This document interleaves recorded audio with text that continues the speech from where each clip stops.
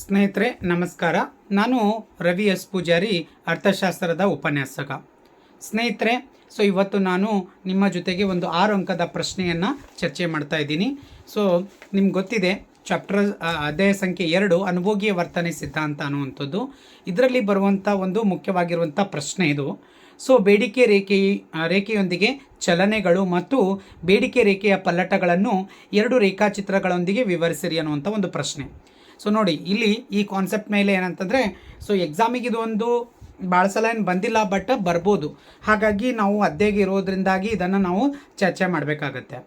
ಇದರಲ್ಲಿ ನಿಮಗೆ ಏನಾಗುತ್ತೆ ಅಂದರೆ, ಕೆಲವು ವಿಷಯಗಳು ನಿಮಗೆ ಇದರಲ್ಲಿ ಅರ್ಥ ಆಗುತ್ತೆ.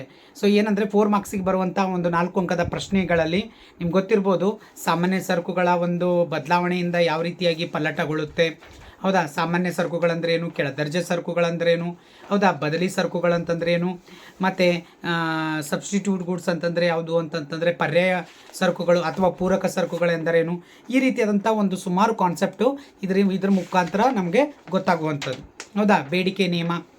ಈ ಎಲ್ಲ ಕಾರಣಗಳಿಂದಾಗಿ ಇಲ್ಲಿ ಸಾಕಷ್ಟು ಬದಲಾವಣೆಗಳಾಗುವಂಥ ಒಂದು ಪ್ರಮಾಣ, ಹೌದಾ? ಇದನ್ನು ನಾವು ಇವತ್ತೇನು ಮಾಡೋಣ, ಒಂದೊಂದು ಪಾಯಿಂಟಾಗಿ ನಾವು ಅದನ್ನು ಅರ್ಥ ಮಾಡಿಕೊಂಡು ಬರೋಣ.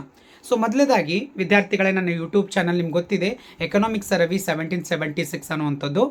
ದಯವಿಟ್ಟು ನನ್ನ ವಿಡಿಯೋಗಳನ್ನು ನಿಮ್ಮ ಎಲ್ಲ ಫ್ರೆಂಡ್ಸ್ಗಳಿಗೆ ಅದನ್ನು ಶೇರ್ ಮಾಡಿ, ಮತ್ತು ಅದ್ರ ಜೊತೆಗೆ ಕೂಡ ನೀವು ಕೂಡ ವಾಚ್ ಮಾಡಿ.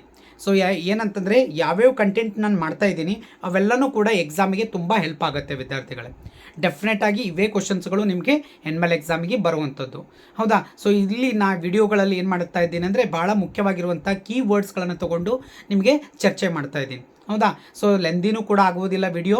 ಅದನ್ನು ನೀವು ಸ್ಕಿಪ್ ಮಾಡದೆ ಪೂರ್ತಿಯಾಗಿ ನೋಡಿ ಅಂತೇಳಿ ನಾನು ರಿಕ್ವೆಸ್ಟ್ ಮಾಡ್ಕೊಳ್ತಾ ಇದ್ದೀನಿ. ನಾವು ಬರೋಣ ವಿದ್ಯಾರ್ಥಿಗಳೇ. ಇಲ್ಲ ಅಂತಂದರೆ ಇಲ್ಲೇನಾಗುತ್ತೆ ಅಂತಂದರೆ ಮತ್ತೆ ನಿಮಗೆ ವಿಡಿಯೋ ಭಾಳ ಲೆಂದಿ ಅಂತ ಅನಿಸ್ಬೋದು.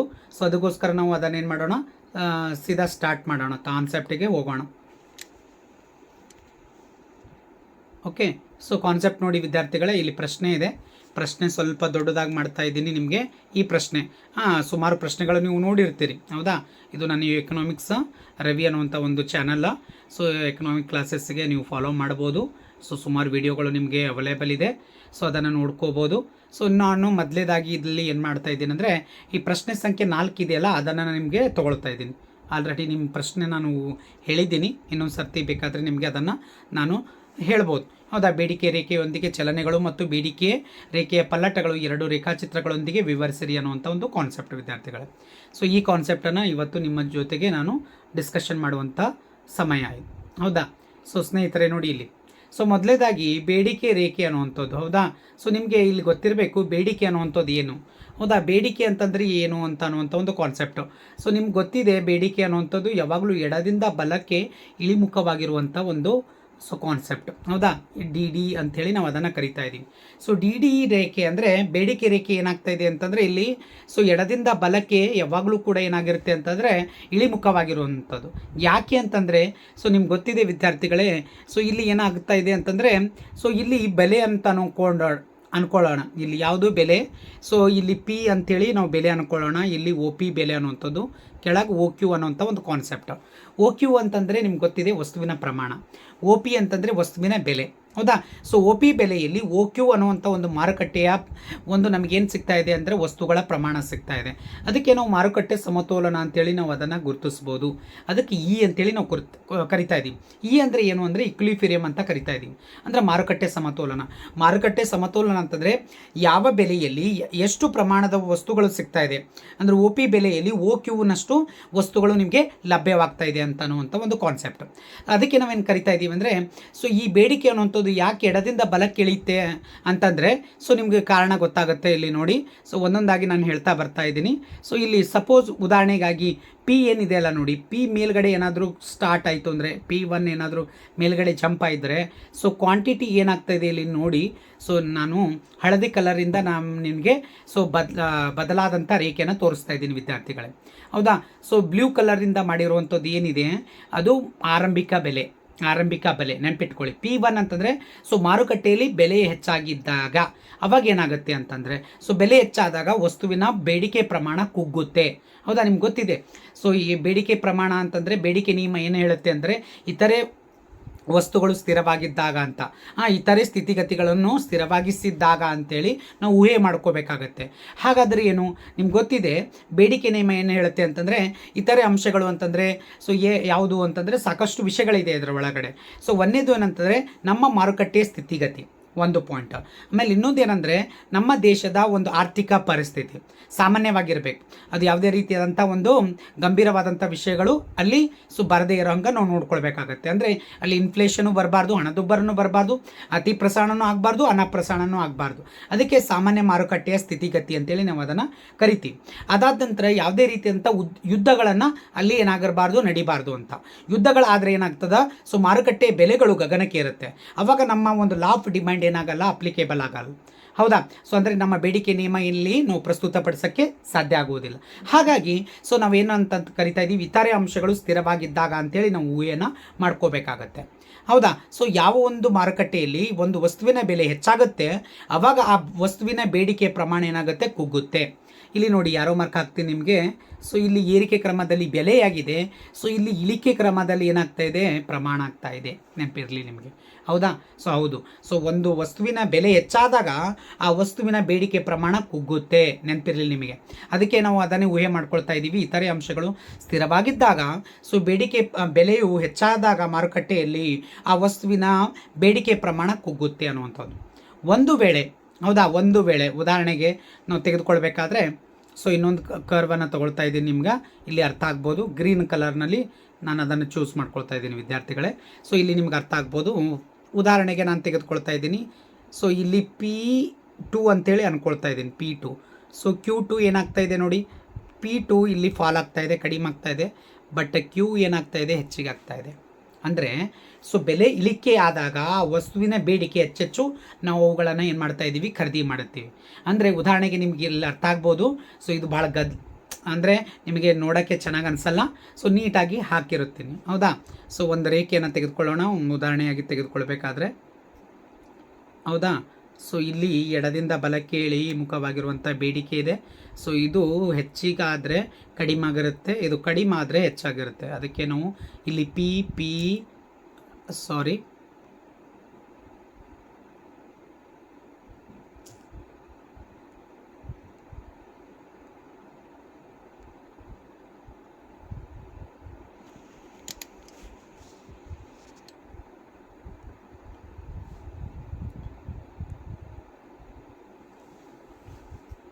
ಓಕೆ, ಇಲ್ಲಿ ನೋಡಿ ವಿದ್ಯಾರ್ಥಿಗಳೇ. ಸೊ ಯಾವ ಒಂದು ಬೆಲೆಯಲ್ಲಿ ಇದೆ ಅಂತಂದರೆ ಅದನ್ನೇ ಹೇಳ್ತಾ ಇದೆ. ಸೊ ಈ DD ಅನ್ನುವಂಥದ್ದು ಬೆಲೆ ಇಷ್ಟಿದೆ, OP ಬೆಲೆ ಅನ್ನುವಂಥದ್ದು ಇದು ಆರಂಭಿಕ ಬೆಲೆ, ಇದು OQ. ಹೌದಾ? ಅದಕ್ಕೆ ನಾವು ಮಾರುಕಟ್ಟೆ ಸಮತೋಲನ ಅಂತ ಹೇಳಿ ಕರಿತೀವಿ. ಸೊ ಅದೇ ರೀತಿ ಬೆಲೆ ಹೆಚ್ಚಾದರೆ ಕ್ವಾಂಟಿಟಿ ಕಡಿಮೆ ಆಗುತ್ತೆ. ಸೊ ಬೆಲೆ ಏನಾದರೂ ಇಳಿಕೆ ಆದರೆ ಕ್ವಾಂಟಿಟಿ ಎಕ್ಸ್ಟೆಂಡ್ ಆಗುತ್ತೆ. ಸೊ ಅದಕ್ಕೆ ನಾವು ಇಲ್ಲಿ Q2 ಅಂತ ಕೊಡ್ತಾ ಇದ್ದೀವಿ, ಇಲ್ಲಿ Q1 ಅಂತೇಳಿ ಕರಿತಾ ಇದ್ದೀವಿ. ಸೊ ಇದಕ್ಕೆ ನಾವು ಏನು ಮಾಡೋಣ್ರಿ, P1 ಅಂತ ಅಂದ್ಕೊಳ್ಳೋಣ ಮೇಲ್ಗಡೆದು, ಇದು P2 ಅಂದ್ಕೊಳ್ಳೋಣ. ಆವಾಗ ನಿಮ್ಗೆ ಅರ್ಥ ಆಗುತ್ತೆ. ಸೊ ಅದಕ್ಕೆ ಯಾವಾಗ ಬೆಲೆ ಹೆಚ್ಚಾಗುತ್ತೆ ಅಲ್ರಿ, ಅವಾಗ ವಸ್ತುಗಳ ಪ್ರಮಾಣ ಕಡಿಮೆ ನಾವು ಖರೀದಿ ಮಾಡುತ್ತೀವಿ. ಇದು ನಿಮ್ಗೆ ಗೊತ್ತಿರಲಿ, ನೆನಪಿರಲಿ. ಸೊ ಇದು ಯಾಕಂತಂದರೆ, ಉದಾಹರಣೆ ತೆಗೆದುಕೊಳ್ಬೇಕಾದ್ರೆ ನಮ್ಮ ಮನೆಯಲ್ಲಿ ಅಮ್ಮ ನೋಡಿ, ಮಾರುಕಟ್ಟೆಯಲ್ಲಿ ಬೆಲೆಗಳು, ಸೊ ಟೊಮಾಟೊ ರೇಟ್ ಒಂದು ವೇಳೆ 50 ರೂಪಾಯಿ ಪರ್ kg ಆಯಿತು ಅಂತ ಇಟ್ಕೊಳ್ಳಿ. ಅವಾಗ ಏನು ಮಾಡ್ತಾಳೆ ಅಂದರೆ ಅಮ್ಮ ಜಾಸ್ತಿ ಮಾರುಕಟ್ಟೆಯಿಂದ ಖರೀದಿ ಮಾಡುವುದಿಲ್ಲ. ಹೌದಾ? ಸೊ ಅವಾಗ ಸೊ ಜಾಸ್ತಿ ವಸ್ತುಗಳು ತರುವುದಿಲ್ಲ. ಹೌದಾ? ಮನೆಗೆ. ಅದೇ ಒಂದು ವೇಳೆ ಮಾರ್ಕೆಟ್ನಲ್ಲಿ ಸೊ 5 ರೂಪಾಯಿ 10 ರೂಪಾಯಿ ಪರ್ kg ಅದು ಅಂದರೆ ಟೊಮಾಟೊ, ಅವಾಗ ಏನಾಗುತ್ತೆ, ನಮ್ಮ ಫ್ರಿಜ್ಜು ಪ್ಯಾಕ್ ಆಗಿರುತ್ತೆ. ಸೊ ಅವಾಗ ಏನು ಹೇಳ್ತಾಳೆ ಅಮ್ಮ, ಸೊ ಜಾಸ್ತಿ ಟೊಮಾಟೊ ತಿನ್ನಿ, ಆರೋಗ್ಯಕ್ಕೆ ಒಳ್ಳೆಯದು ಅಂತ ಹೇಳ್ತಾಳೆ. ಹೌದಾ? ಸೊ ಯಾಕೆಂದರೆ ಅಲ್ಲಿ ಬೆಲೆಗಳು ಕಡಿಮೆ ಆಗಿದೆ. ಅದಕ್ಕೋಸ್ಕರ ಏನಂತಂದರೆ ಅಮ್ಮ ಏನು ಹೇಳ್ತಾಳೆ, ಸೊ ಆರೋಗ್ಯಕ್ಕೆ ಒಳ್ಳೆಯದು ಟೊಮಾಟೊ ತಿನ್ನಿ ಅಂತ. ಅದೇ ಒಂದು ವೇಳೆ 50 ರೂಪಾಯಿ 80 ರೂಪಾಯಿ ಪರ್ kg ಟೊಮಾಟೊ ಆದರೆ, ಅವಾಗ 1 kg ತಂದು ಅದನ್ನು ನಾವು ಹೇಗೆ ಬಂಗಾರನ ಬಳಸ್ತೀವಲ್ಲ ಆ ಥರ ಬಳಸಬೇಕಾಗತ್ತೆ. ಹೌದಾ? ಯಾಕಂದರೆ ದುಬಾರಿಯಾಗಿದೆ, ಕಾಸ್ಟ್ಲಿ ಆಗಿದೆ ಅಂತ. ಅವಾಗ ನೀವು ಏನಾದರೂ ಒಂದು ಟೊಮಾಟೊ ಕೈ ಹಾಕಿದ್ರೆ ಟಪ್ ಅಂತೆ ಹೊಡೆದು ಬಿಡ್ತಾಳಮ್ಮ. ಯಾಕೆ? ಸೊ ಯಾಕಂದರೆ ಬೆಲೆ ಏರಿಕೆ ಆಗಿರೋದ್ರಿಂದಾಗಿ. ಸೊ ಅಲ್ಲಿ ಸೊ ನಿಮಗೇನು ಹೇಳ್ತಾಳೆ ಅಂತಂದರೆ, ಸೊ ಬೆಲೆ ಭಾಳ ಗಗನಕ್ಕೆ ಮುಟ್ಟಿಬಿಟ್ಟಿದೆ, ಸೊ ಅದಕ್ಕೆ ಟೊಮಾಟೊ ಭಾಳ ಕಾಸ್ಟ್ಲಿ ಆಗಿಬಿಟ್ಟಿದೆ, ಮುಟ್ಟಬೇಡ ಅದು ಅಂಥೇಳಿ. ಅಂದರೆ ಅರ್ಥ ಇಷ್ಟೇ, ನೀವು ಅರ್ಥ ಮಾಡ್ಕೊಳ್ಳಿ ದಯವಿಟ್ಟು ವಿದ್ಯಾರ್ಥಿಗಳೇ. ಇಲ್ಲಿ ಏನಂತಂದರೆ, ಸೊ ನಾವು ನಮ್ಮ ಅಮ್ಮನ್ನೇ ಇವತ್ತು ನಾವು ಎಕನಾಮಿಕ್ಸ್ ಅಂತೇಳಿ ನಾವು ಕರಿಬೋದು. ಅಂದರೆ ಮನೆಯಲ್ಲಿ ಸೊ ವ್ಯವಹಾರನ ನೋಡ್ಕೊಳ್ಳುವಂಥದ್ದು, ಹೌದಾ, ಆರ್ಥಿಕವಾಗಿ ವಿಚಾರ ಮಾಡುವಂಥದ್ದು ಯಾರು ಅಂದರೆ ಅಮ್ಮ. ಹೌದಾ. ಸೊ ಅಪ್ಪ ಏನು ಮಾಡ್ತಾರೆ, ಸೊ ಇದ್ದಂಥ ಆದಾಯಗಳನ್ನು ಸೃಷ್ಟಿ ಮಾಡ್ತಾನೆ, ಆದಾಯಗಳನ್ನು ಕಲೆ ಹಾಕ್ತಾನೆ, ಆದಾಯ ತಂದು ಸೃಷ್ಟಿಯನ್ನು ಮಾಡಿ ಏನು ಮಾಡ್ತಾ ಇದ್ದಾನೆ ಇಲ್ಲಿ ಮನೆಯಲ್ಲಿ ಕೊಡೋದ್ರಿಂದ ಆ ಆದಾಯನ ತೆಗೆದುಕೊಂಡು ಸರಿಯಾದಂಥ ರೀತಿಯಲ್ಲಿ ನಿಭಾಯಿಸುವಂಥ ಕೆಲಸ ಯಾರ್ದು ಅಂದರೆ ಅಮ್ಮಂದು. ಹೌದಾ. ಅದಕ್ಕೆ ನಾವು ಸಾಮಾನ್ಯವಾಗಿ ಯಾವಾಗಲೂ ಕೂಡ ಹೇಳ್ತಾ ಇದ್ದೀವಿ, ಅಮ್ಮ ಅಂತಂದರೆ ನಮ್ಮ ಒಂದು ಆರ್ಥಿಕ ತಜ್ಞೆ ಅಂತೇಳಿ ನಾವು ಹೇಳಿದ್ರೆ ತಪ್ಪಾಗೋದಿಲ್ಲ. ಹೌದಾ. ಸೊ ಅದು ಎಕ್ಸಾಂಪಲ್ ಆಗಿ ತೆಗೆದುಕೊಂಡಿದ್ದೀನಿ. ಸೊ ನೀವೇನು ಅಷ್ಟು ತಲೆ ಕೆಡಿಸ್ಕೊಳ್ಬೇಡಿ. ಓಕೆ. ಸೊ ಇದು ಕಾನ್ಸೆಪ್ಟ್ ಕ್ಲಿಯರ್ ಆಗಿದೆ ಅಂತ ಅಂದ್ಕೊಂಡಿದ್ದೀನಿ. ಇದು 2 ಮಾರ್ಕ್ಸಿಗಿದೆ ನೋಡಿ ವಿದ್ಯಾರ್ಥಿಗಳೇ. ಇದೇ ಕಾನ್ಸೆಪ್ಟ್ ಮೇಲೆ 2 ಮಾರ್ಕ್ಸ್ ಬರುತ್ತೆ. ಬೇಡಿಕೆ ನಿಯಮವನ್ನು ತಿಳಿಸಿ ಅಂತ ಕೇಳ್ತಾನೆ. ಸೊ ಡೆಫಿನೆಟ್ ಆಗಿ ಈ ಕ್ವಶನ್ಸು ಭಾಳ ಸಲ ರಿಪೀಟ್ ಆಗಿದೆ. ಅದಕ್ಕೋಸ್ಕರ ನಿಮಗೆ ಸ್ವಲ್ಪ ಲೆಂದಿ ಅಂತ ಅನಿಸ್ಬೋದು ಈ ವಿಡಿಯೋ. ದಯವಿಟ್ಟು ಸ್ಕಿಪ್ ಮಾಡಬೇಡಿ. ಓಕೆ. ಹಾಂ, ನೆಕ್ಸ್ಟ್ ಹೋಗೋಣ ವಿದ್ಯಾರ್ಥಿಗಳೇ. ಓಕೆ. ಸೊ ಇಲ್ಲಿ ನೋಡಿ ವಿದ್ಯಾರ್ಥಿಗಳನ್ನ ಹೇಳಿದೆ ಕಾನ್ಸೆಪ್ಟು ಇಲ್ಲಿ ರಿಪೀಟ್ ಆಗಿದೆ ಸ್ನೇಹಿತರೆ. ಇಲ್ಲಿ ನೋಡಿ ಇದೇ ಕಾನ್ಸೆಪ್ಟ್ ಇದೆ. ಓಕೆ. ಹಾಂ, ಬೇಡಿಕೆ ರೇಖೆ ಮೇಲಿನ ಚಲನೆಗಳಂತಂದರೆ ಯಾವ ರೀತಿಯಾಗಿ ಯಾವ ದಿಕ್ಕಿನಲ್ಲಿ ಹೋಗುತ್ತೆ ಅಂತ, ಎಡಕ್ಕೆ ಬಲಕ್ಕೆ ಹೋಗುತ್ತೇನ ಅಂತ, ಸೊ ಮೇಲೆ ಹೋಗುತ್ತೇನ ಕೆಳಗೆ ಹೋಗುತ್ತೆ ಅನ್ನೋಂಥ ಒಂದು ಕಾನ್ಸೆಪ್ಟ್ ಇಲ್ಲಿ ನೋಡೋಣ. ಸೊ ಮೊದಲೇದಾಗಿ ಬೇಡಿಕೆ ಬಿಂಬಕವು ಇತರ ಸ್ಥಿತಿಗತಿಗಳು ಸ್ಥಿರವಾಗಿದ್ದಾಗ, ನೋಡಿ ಇಲ್ಲಿ ಅದೇ ಕಾನ್ಸೆಪ್ಟೇ ಇದೆ. ಹೌದಾ.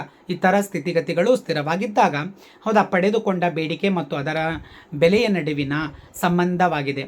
ಸೊ ಇವೆರಡರ ಮಧ್ಯದಲ್ಲಿರುವಂಥ ಸಂಬಂಧ ಅಂತ. ಸೊ ಏನು ಸಂಬಂಧ ಇದೆ, ಸೊ ಬೆಲೆಗೂ ಮತ್ತು ಆ ವಸ್ತುವಿನ ಬೇಡಿಕೆಯ ಪ್ರಮಾಣಕ್ಕೂ ಇರುವಂಥ ಸಂಬಂಧ. ಭಾಳ ಏನಾಗಿದೆ ಅಂತಂದರೆ ಬೆಲೆ ಹೆಚ್ಚಾದರೆ ಬೇಡಿಕೆ ಕಡಿಮೆ ಆಗುತ್ತೆ, ವಿರುದ್ಧವಾದಂಥ ಸಂಬಂಧ ಇದೆ, ನೆನಪಿರಲಿ ನಿಮಗೆ. ಸೊ ಅದೇ ರೀತಿಯಾಗಿ ಇಲ್ಲಿ ಸಾಮಾನ್ಯ ಸರಕುಗಳ ಬಗ್ಗೆ ಒಂದು ಸಂಬಂಧ ಇರುತ್ತೆ. ಅಲ್ಲಿ ಯಾವುದು ಅಂತಂದರೆ ಸೇಮ್ ಡೈರೆಕ್ಷನ್ ಇರುತ್ತೆ. ಸೇಮ್ ಡೈರೆಕ್ಷನ್ ಅಂದರೆ ನೇರವಾಗಿ ಒಂದು ಹೆಚ್ಚಾದರೆ ಇನ್ನೊಂದು ಕಡಿಮೆ ಆಗುತ್ತೆ, ಅಂದರೆ ಅಲ್ಲಿ ಆದಾಯದ ಮೇಲೆ ನಿಂತ್ಕೊಂಡಿರುವಂಥದ್ದು. ಹೌದಾ. ಸೊ ಯಾವುದು ಸಾಮಾನ್ಯ ಸರಕುಗಳಲ್ಲಿ ಏನಾಗುತ್ತೆ ನಿಮ್ಗೆ ಗೊತ್ತಿದೆ. ಸೊ ಉದಾಹರಣೆಯಾಗಿ ಅಂತ ಹೇಳಬೇಕಾದ್ರೆ ನಮ್ಮ ಆದಾಯ 10,000 ಇದ್ದಾಗ 5,000 ಕನ್ಸಂಪ್ಷನ್ ಮಾಡ್ತೀವಿ, ಅನುಭೋಗಿಸ್ತೀವಿ, ಇನ್ನೂ 5,000 ಸೇವಿಂಗ್ ಮಾಡ್ಬೋದು. ನೆನಪಿಟ್ಟು ಇರಲಿ. ಒಂದು ವೇಳೆ 10,000ರಿಂದ ಏನಾದರೂ 15,000ಕ್ಕೆ ಸೊ ಹೆಚ್ಚಾಯಿತು ನಮ್ಮ ಆದಾಯ ಅಂದರೆ ಅವಾಗ ಏನು ಮಾಡ್ತೀವಿ, 7,000 ಕನ್ಸಂಪ್ಷನ್ ಮಾಡ್ತಾ ಇದ್ದೀವಿ. ಸೊ ಉಳಿದಂಥ 8,000 ಏನು ಮಾಡ್ತಾ ಇದ್ದೀವಿ, ಸೇವಿಂಗ್ ಮಾಡ್ತಾ ಇದ್ದೀವಿ. ನೋಡಿ, ಅಂದರೆ ಆದಾಯ ಹೇಗೆ ಹೆಚ್ಚಾಗುತ್ತೆ ಅಲ್ಲ ಆ ಥರ ಸೊ ನಮ್ಮ ಒಂದು ಏನಂತೀರಿ ಅನುಭೋಗದಲ್ಲಿ ಕೂಡ ಬದಲಾವಣೆ ಆಗುವಂಥದ್ದು. ಅದಕ್ಕೆ ನಾವೇನು ಕರಿತಾ ಇದ್ದೀವಿ ಅಂದರೆ ಈ ಒಂದು ಇದು ಸೊ ಯಾವಾಗಲೂ ಕೂಡ ಏನಂದ್ರೆ ಸಾಮಾನ್ಯ ಸರಕುಗಳು ಈ ರೀತಿಯಾಗಿ ನಡೆಯುವಂಥದ್ದು. ಅದಕ್ಕೆ ಇದು ಸೇಮ್ ಡೈರೆಕ್ಷನಲ್ಲಿ ಹೇಗೆ ಒಂದು ಪೂರೈಕೆ ರೇಖೆ ನಡೆಯುತ್ತೆ ಅಲ್ಲ, ಎಡದಿಂದ ಬಲಕ್ಕೆ ಏರುಮುಖವಾಗಿರುತ್ತದಲ್ಲ ಆ ಥರ ಅದು ನಡೆಯುವಂಥದ್ದು. ಇದು ಅದರ ಬಗ್ಗೆ ಇರುವಂಥದ್ದು ಸಾಮಾನ್ಯ ಸರಕುಗಳ ಬಗ್ಗೆ ನಡೆಯುವಂಥ ಒಂದು ಪ್ರೊಸೀಜರ್. ಹೌದಾ. ಇದು ನಿಮ್ಗೆ ಗೊತ್ತಿದೆ. ಇದು 2 ಅಂಕಕ್ಕೆ ಕೇಳ್ತಾನೆ. ಸಾಮಾನ್ಯ ಸರಕುಗಳು ಮತ್ತು ಪೂರಕ ಸರಕುಗಳ ನಡುವಿನ ವ್ಯತ್ಯಾಸಗಳನ್ನು ತಿಳಿಸಿ. ಹೌದಾ. ಬದಲಿ ಸರಕು ಮತ್ತು ಪೂರಕ ಸರಕುಗಳ ನಡುವಿನ ವ್ಯತ್ಯಾಸ ತಿಳಿಸಿ ಅಂತ. ಅಲ್ಲಿ ಯಾವ ರೀತಿಯಾಗಿ ಚಲನೆಗಳು ಆಗ್ತವೆ ಅನ್ನೋದು ಕೇಳುವುದಿಲ್ಲ, ಬಟ್ ಅಲ್ಲಿ 2 ಮಾರ್ಕ್ಸ್ಗೆ ಆ ಥರವಾದಂಥ ಪ್ರಶ್ನೆ ಇದೆ. ಅಲ್ಲಿ ನಿಮ್ಗೆ ಗೊತ್ತಿರಬೇಕು. ಹೌದಾ. ಅದೇ ರೀತಿಯಾಗಿ ಕೆಳದರ್ಜೆ ಸರಕುಗಳಂತ ಬರುತ್ತೆ. ಆ ಕೆಳದರ್ಜೆ ಸರಕುಗಳಂತಂದರೆ ವಿರುದ್ಧ ದಿಕ್ಕಿನಲ್ಲಿ ಆದಾಯ ಹೆಚ್ಚಾಗಿರಲಿ ಕಡಿಮೆ ಆಗಿರಲಿ ಅಲ್ಲಿ ಯಾವುದೇ ರೀತಿಯಾದಂಥ ಒಂದು ಎಫೆಕ್ಟು ಈ ಒಂದು ಗಿಫನ್ ಸರ್ಕಲ್ಲ ಕೆಳದರ್ಜೆ ಸರಕುಗಳಿಗೆ ಆಗುವುದಿಲ್ಲ. ಸೊ ಆದಾಯ ಹೆಚ್ಚಾದ್ರೂ ಸರಿ ಮತ್ತು ಕಡಿಮೆ ಆದರೂ ಸರಿ, ಸೊ ಅದೇ ಒಂದು ಪ್ರಮಾಣದಲ್ಲಿ ಮುಂದುವರಿಯುವಂಥ ಒಂದು ಪ್ರೊಸೀಜರ್ನಲ್ಲಿರುವಂಥ ಕೆಲವು ಸರಕುಗಳು. ಅದಕ್ಕೆ ನಾವು ಅನ್ಬ್ರ್ಯಾಂಡೆಡ್ ಗೂಡ್ಸ್ಗಳಂತ ಕರಿತಾ ಇದ್ದೀವಿ, ಅಥವಾ ಲೋ ಕ್ವಾಲಿಟಿ ಗೂಡ್ಸ್ ಅಂತ ಕರಿತಾ ಇದ್ದೀವಿ. ಅಂದರೆ ಫಿಂಗರ್ ಮಿಲ್ಸ್ಟು, ಪಾಕ್ ಸ್ಟೈಲು, ಹೌದಾ, ನವಣೆ, ಸಜ್ಜೆ, ಆರ್ಕ, ಹೌದಾ, ರಾಗಿ, ಇವೆಲ್ಲನೂ ಕೂಡ ನಾವೇನು ಕರಿತಾ ಇದ್ದೀವಿ, ಲೈಕ್ ಇವುಗಳಿಗೆ ಕೆಳದರ್ಜೆ ಸರಕುಗಳಂತ ಕರಿತಾ ಇದ್ದೀವಿ. ಹೌದಾ. ಈ ಕಡೆ ಎಡಗಡೆ ಅಂದರೆ ಒಂದು ಹೆಚ್ಚಾದರೆ ಇನ್ನೊಂದು ಕಡಿಮೆ ಆಗ್ಬೋದು. ಸೊ ಒಂದೊಂದು ಸಲ ಏನಾಗ್ತದೆ, ಸೊ ಕಡಿಮೆ ಆಗದೇ ಇರ್ಬೋದು. ಈ ರೀತಿಯಾದಂಥ ಒಂದು ಪ್ರೊಸೀಜರ್ ನಡೆಯುವಂಥದ್ದು ಇದು ಕೆಳದರ್ಜೆ ಸರಕಿನಲ್ಲಿ ನಡೆಯುವಂಥ ಒಂದು ಪ್ರೊಸೀಜರ್ ವಿದ್ಯಾರ್ಥಿಗಳೇ. ಓಕೆ. ಸೊ ನೆಕ್ಸ್ಟ್ 2ನೇ ಒಂದು ಪ್ಯಾರಾಗ್ರಾಫ್ನ ನಾವು ಹೇಳಬೇಕಾದ್ರೆ ಇಲ್ಲಿ ನೋಡಿ, ಬೇಡಿಕೆ ಬಿಂಬಕ ರೇಖಾತ್ಮಕ ನಿರೂಪಣೆ ಬೇಡಿಕೆ ರೇಖೆ ಅಂದರೆ ಎಡದಿಂದ ಬಲಕ್ಕೆ ಇಳಿಮುಖವಾಗುತ್ತೆ. ಸೊ ಅದಕ್ಕೆ ಬೇಡಿಕೆ ನಿಯಮ ಏನು ಹೇಳುತ್ತೆ ಅಲ್ಲ ಅದ್ರ ಮೇಲೆ ನಿಂತಿರುವಂಥದ್ದು ಬೇಡಿಕೆ ನಿಯಮ ಅಥವಾ ರೇಖಾತ್ಮಕ ನಿರೂಪಣೆ ಅಂತೇಳಿ ನಾವು ಅದನ್ನು ಹೇಳ್ಬೋದು. ನೋಡಿ ವಿದ್ಯಾರ್ಥಿಗಳೇ, ಸೊ ಅದನ್ನೇ ನಿಯಮ ಇಲ್ಲಿ ಕಂಟಿನ್ಯೂ ಆಗಿದೆ. ಅಧಿಕ ಬೆಲೆಯಲ್ಲಿ ಬೇಡಿಕೆ ಪ್ರಮಾಣ ಕಡಿಮೆ ಆಗುವುದು ಮತ್ತು ಕಡಿಮೆ ಬೆಲೆಯಲ್ಲಿ ಬೇಡಿಕೆ ಪ್ರಮಾಣ ಹೆಚ್ಚಾಗುವುದು. ಸೊ ಬೆಲೆಯಲ್ಲಿನ ಯಾವುದೇ ಬದಲಾವಣೆ ಬೇಡಿಕೆ ರೇಖೆ ಮೇಲೆ ಚಲನೆಗೆ ಕಾರಣವಾಗುತ್ತೆ. ಯಾಕಂದರೆ ಸೊ ಬೆಲೆ ಹೆಚ್ಚಾಯಿತು ಅಂದರೆ ಬೇಡಿಕೆ ಪಲ್ಲಟಗೊಳ್ಳುತ್ತೆ. ಸೊ ಯಾವ ಕಡೆ ಅಂತಂದರೆ ನಿಮ್ಗೆ ಗೊತ್ತಿದೆ, ಬೆಲೆ ಹೆಚ್ಚಾದಾಗ ಸೊ ಅದು ಒಳಗಡೆ ಬರುತ್ತೆ. ಹೌದಾ. ಸೊ ಆಲ್ರೆಡಿ ರೈಟ್ ಸೈಡ್ ಇದೆ ಅಂತ ಅಂದ್ಕೊಳ್ಳಿ, ಅದು ಏನಾಗ್ತದೆ ಲೆಫ್ಟ್ ಸೈಡಿಗೆ ಟರ್ನ್ ಆಗುತ್ತೆ. ಹೌದಾ. ರೈಟ್ ಅಂದರೆ ಬಲಗಡೆಗಿದ್ದು ಎಡಗಡೆಗೆ ವಾಲುತ್ತೆ, ಯಾಕಂದರೆ ಬೆಲೆ ಹೆಚ್ಚಾದರೆ, ನೆನ್ಪಿಟ್ಕೊಳ್ಳಿ. ಹೌದಾ. ಸೊ ಕೆಲವು ಸಲ ಬೆಲೆ ಏನಾದರೂ ಇದು ಇದ್ದರೆ, ಇದು ಎಡಗಡೆ ಇದ್ದಿದ್ದು ಒಂದೊಂದು ಸಲ ಏನಾಗ್ತದೆ, ಕೆಲವು ವಿಶೇಷವಾದಂಥ ಸಂದರ್ಭದಲ್ಲಿ ಆ ಒಂದು ಬೇಡಿಕೆ ಹೆಚ್ಚಾಗುವಂಥ ಸಾಧ್ಯತೆಗಳು ಇರುತ್ತೆ. ಉದಾಹರಣೆಗೆ ತೆಗೆದುಕೊಳ್ಬೇಕಂದ್ರೆ ವಿಶೇಷವಾದಂಥ ಪರಿಸ್ಥಿತಿಯಲ್ಲಿ ಇವುಗಳು ನಿಯಮಕ್ಕೆ ಒಳಪಡುವಂಥದ್ದು. ಉದಾಹರಣೆಗೆ ಅಂದರೆ ಬೇಸಿಗೆ, ಹೌದಾ, ಇವಾಗ ಏನು ನಡೀತಾ ಇದೆ, ಸೊ ಇವಾಗ ಏನಾದರೂ ತಂಪು ಪಾನೀಯ ಹಾವಳಿ ಜಾಸ್ತಿ ಇರೋದು, ಹೌದಾ. ಸೊ ಅದು ರೇಟ್ ಎಷ್ಟೇ ಇದ್ದರೂ ಕೂಡ ನಾವು ಕುಡಿಬೇಕು, ನಮ್ಮ ದೇಹನ ತಂಪುಗೊಳಿಸ್ಕೋಬೇಕು ಅನ್ನುವಂಥ ಒಂದು ಭಾವನೆ, ಹೌದು. ಸೊ ಹಾಗಾಗಿ ಅದರ ರೇಟು ಸೊ ಹೆಚ್ಚಾದರೂ ಕೂಡ ನಾವೇನು ಮಾಡ್ತಾ ಇದ್ದೀವಿ, ಅದು ಬೇಡಿಕೆಯನ್ನು ಜಾಸ್ತಿ ಮಾಡ್ತೀವಿ. ಸೊ ಕೆಲವು ವಿಶೇಷ ಸಂದರ್ಭದಲ್ಲಿ ಇಂಥವುಗಳು ಆಗುವಂಥದ್ದು, ಹೌದಾ. ಬೇರೆ ಬೇರೆ ಕಾರಣದಿಂದಾಗಿ ಇಲ್ಲಿ ಸ್ಥಾನ ಪಲ್ಲಟವಾಗುವಂಥ ಸಾಧ್ಯತೆಗಳಿರುತ್ತೆ. ಸೊ ಒಂದು ಅಲ್ಲಿ ಏನಾಗುತ್ತೆ, ವಿಶೇಷವಾಗಿ ಆ ವ್ಯಕ್ತಿಯ ಆದಾಯ, ಅನುಭೋಗಿಯ ಆದಾಯ, ಮತ್ತು ಆ ಒಬ್ಬ ವ್ಯಕ್ತಿಯ ಆದಾಯ ಆದ ನಂತರ ಸೊ ಅವನಿಗಿರುವಂಥ ಅಭಿರುಚಿ, ಆ ವಸ್ತುವಿನ ಬಗ್ಗೆ ಇರುವಂಥ ವ್ಯಾಮೋಹ, ಒಲವು, ಹೌದಾ. ಸೊ ಅಭಿರುಚಿ, ಸೊ ಈ ಎಲ್ಲ ಒಂದು ಸಾಧ್ಯತೆಗಳಿಂದ ನಮ್ಮ ಬೇಡಿಕೆ ಪ್ರಮಾಣ ಅನ್ನೋದು ಏನಾಗುತ್ತೆ ಅಂದರೆ ನಿರ್ಧಾರ ಆಗುತ್ತೆ, ಬೇಡಿಕೆ ರೇಖೆ ನಿರ್ಧಾರವಾಗುತ್ತೆ. ಸೊ ಚಲನೆಗೆ ಮತ್ತು ಪಲ್ಲಟಕ್ಕೂ ಇರುವಂಥ ಒಂದು ಸಂದರ್ಭವನ್ನು ಏನು ಮಾಡ್ತಾ ಇದೆ, ಅದು ನಮಗೆ ಕಲ್ಪಿಸುತ್ತೆ. ನೋಡಿ ವಿದ್ಯಾರ್ಥಿಗಳೇ, ಇಲ್ಲಿ ಏನಂತಂದರೆ ಒಂದು ರೇಖೆ ತೊಗೊಂಡಿದ್ದೀನಿ, ಹೌದಾ. ಸೊ ಇಲ್ಲಿ ರೇಖೆ ಯಾವ್ದು ತೊಗೊಳ್ಳೋಣ, ರೆಡ್ ಕಲರ್ನಲ್ಲಿ ಮಾರ್ಕ್ ಮಾಡ್ಕೊಳ್ತಾ ಇದ್ದೀನಿ. ಇಲ್ಲಿ ಒಂದಿದೆ ನೋಡಿ, ಸೊ ಇಲ್ಲಿ, ಸೊ ಇದಕ್ಕೆ ಎಕ್ಸ್ ಅಂತ ಆಗಿರಲಿ, ಇದು ವೈ ಅಂತ ಆಗಿರಲಿ ಅಂತ, ಓಕೆ, ವೈ. ಸೊ ಇಲ್ಲಿ ಬೆಲೆಯನ್ನು ನಿರ್ಧಾರ ಮಾಡಿದ್ದೀವಿ, ಓ ವೈ ಲಂಬಾಕ್ಷ ಮೇಲೆ ಬೆಲೆಯನ್ನು ನಿರ್ಧಾರ ಮಾಡಿದ್ದೀವಿ. ನಿಮ್ಗೆ ಕ್ಲಿಯರಾಗಿ ಕಾಣ್ತಾ ಇಲ್ಲಲ್ಲ, ಒಂದು ನಿಮಿಷ, ಇದು ವೈ ಅಂತ ಅಂದ್ಕೊಳ್ಳೋಣ್ರಿ. ಸೊ ಇಲ್ಲಿ ಎಕ್ಸ್ ಅಂತ ಅಂದ್ಕೊಳ್ಳೋಣ. ಓ ಎಕ್ಸ್ ತಲಾಕ್ಷದಲ್ಲಿ ವಸ್ತುವಿನ ಬೇಡಿಕೆ ಪ್ರಮಾಣ, ನೆನ್ಪಿಟ್ಕೊಳ್ಳಿ, ಪ್ರಮಾಣ ಅಂತ ಹಾಕಿದೆ. ಆಮೇಲೆ ಓ ವೈ ಲಂಬಾಕ್ಷ ಮೇಲೆ ಏನಿದೆ, ಬೆಲೆ ಅಂತಿದೆ. ಸೊ ಹೌದಾ, ಬೆಲೆ ಅಂತಿದೆ. ಸೊ ಈ ಎರಡು ಒಂದು ಇದರ ಮೇಲೆ ಏನಾಗಿದೆ ಅಂದರೆ, ಸೊ ಎಡದಿಂದ ಬಲಕ್ಕೆ ಇಳಿಮುಖವಾಗಿರುವಂಥ ಒಂದು ರೇಖೆ. ಸೊ ಇಲ್ಲಿ ಮಧ್ಯದಲ್ಲಿ ನಾವು ತೆಗೆದುಕೊಂಡಾಗ ಇದು ಏನಾಗಿದೆ ಅಂದರೆ ಇಕ್ಲಿಫಿರಿಯಂ ಪಾಯಿಂಟ್ ಇದೆ, ಹೌದಾ. ಸೊ ಒ ಪಿ ಬೆಲೆಯಲ್ಲಿ ಓ ಕ್ಯೂ ಅಂತ ಮೊದಲು ಡೈಗ್ರಾಮ್ ಆಗಿ ತೋರಿಸಿದ್ದೀನಲ್ಲ, ಅದೇ ಇದೆ, ಹೌದಾ. ಸೊ ಒಂದು ವೇಳೆ ಅದನ್ನು ಮೇಲ್ಗಡೆ ಚಲಿಸ್ತಾ ಇದೆ ಅಂದರೆ ಬೆಲೆ ಹೆಚ್ಚಾದರೆ ಸೊ ಅದು ಏನಾಗ್ತದೆ, ಸೊ ಎಡದಿಂದ ಬಲಕ್ಕೆ ಅದು ಏನಾಗುತ್ತೆ, ಸ್ಥಾನ ಪಲ್ಲಟವಾಗುವಂಥ ಸಾಧ್ಯತೆಗಳಿರುತ್ತೆ, ನೆನಪಿರಲಿ. ನೆಕ್ಸ್ಟ್ ಹೋಗೋಣ ವಿದ್ಯಾರ್ಥಿಗಳೇ. ನೋಡಿ ಇಲ್ಲಿ ಕಾನ್ಸೆಪ್ಟ್ ನೆಕ್ಸ್ಟ್, ಬೇಡಿಕೆ ರೇಖೆಯ ಪಲ್ಲಟಗಳು ಅಂತ, ಹೌದಾ. ಬೇಡಿಕೆ ರೇಖೆಯ ಪಲ್ಲಟಗಳು ಯಾವ ಕಾರಣದಿಂದಾಗಿ ಪಲ್ಲಟಗೊಳ್ಳುತ್ತೆ ಅನ್ನುವಂಥ ಒಂದು ನಾವು ತೆಗೆದುಕೊಳ್ಳೋಣ, ಅರ್ಥ ಮಾಡ್ಕೊಳ್ಳೋಣ, ಓಕೆ. ಸೊ ಮೊದಲನೇದಾಗಿ ಬೇಡಿಕೆ ರೇಖೆಯಲ್ಲಿನ ಪಲ್ಲಟಗಳು. ಸೊ ನೋಡಿ ಇಲ್ಲಿ ಸರಕಿನ ಬೆಲೆ ಹೊರತಾಗಿ ಅನುಭೋಗಿಯ ಆದಾಯ, ಅಭಿರುಚಿ ಮತ್ತು ಒಲವು. ನೋಡಿ ವಿದ್ಯಾರ್ಥಿಗಳನ್ನ ಆಲ್ರೆಡಿ ಇದನ್ನು ಎಕ್ಸ್ಪ್ಲೇನ್ ಮಾಡಿದ್ದೀನಿ. ಸೊ ಮತ್ತೆ ಇದೆ, ಆ ಪಾಯಿಂಟನ್ನೇ ಇದೆ, ಹೌದಾ.